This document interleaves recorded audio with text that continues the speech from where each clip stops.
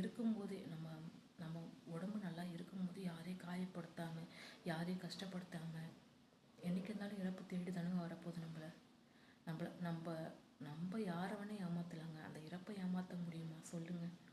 ஏதாவது மாற்ற முடியுமா அந்த சமயத்தில் நம்மளால்? நம்ம இறப்பு நிம்மதியாக இருக்கணுங்க. நம்ம வாழ்கிற வாழ்க்கை நிம்மதியாக இருக்கணும்னு கேட்டால் அது எப்படி இருந்தாலும் நம்மளுக்கு எவ்வளோ தான் கிடைச்சாலும் எவ்வளோ தான் நடந்தாலும் எவ்வளோ தான் செஞ்சாலுமே ஏதாவது குறை இருந்துகிட்டே தான் இருக்கும். அதுதான் உண்மை. ஆனால் இறப்புன்றது நிம்மதியை கொடுக்கணுங்க நம்மளுக்கு. அந்த நிம்மதியை கொடுக்கணுன்னு யாரையும் காயப்படுத்தாதீங்க, யாரையும் கஷ்டப்படுத்தாதீங்க, யாரையும் ஏமாற்றாதீங்க, யாருக்கும் துரோகம் பண்ணாதீங்க. முடிஞ்ச வரைக்கும் அன்பாக பார்த்துக்குங்க, முடிஞ்ச வரைக்கும் ஏதாவது ஒரு உதவி பண்ணுங்கள். எப்படி இருந்தாலும் எவ்வளோ சம்பாதிச்சு எவ்வளோ தான் எந்த நிலைமைக்கு நீ போனாலுமே உங்கள்கிட்ட தன்னடக்கமும் ஒழுக்கமும் நேர்மையும் இல்லைன்னா அது உனக்கு கடைசி காலத்தில் அதோட வேதனை கடவுள் கொடுக்க மாட்டார். எந்த தண்டனையும் தானாக வரும். கருமா அதுக்கு பேர் தான்.